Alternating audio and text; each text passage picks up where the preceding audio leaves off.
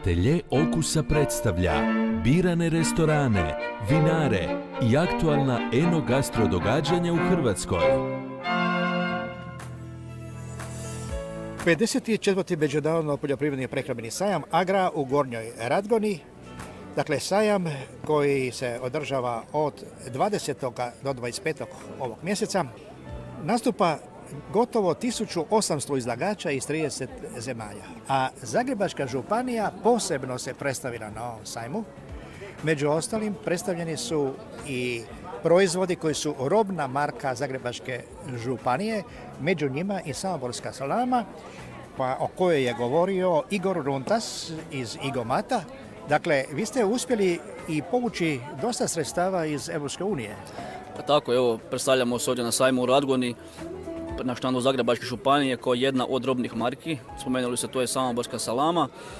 Pa evo, tako ima neka poveznica, Europska unija, Slovenija, povlačenje fondova, tako smo i mi krajem 2014.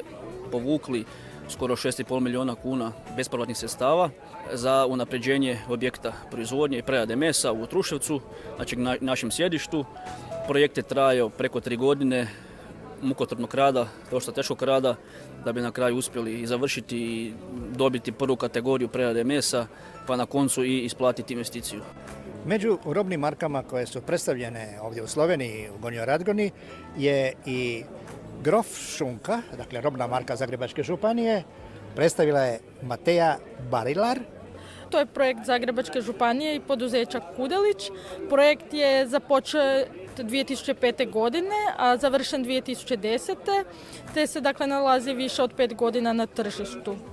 A na Pomorskom sejmu u Gornjoj Radgoni predstavljena je još jedna robna marka Zagrebačke županije, sir Dragec. Počeli smo ih proizvoditi 2004. godine kao robnu marku Zagrebačke županije, pa danas imamo dimljeni, sušeni, s crvenom paprikom, s češnjakom i sa zelenim paprom.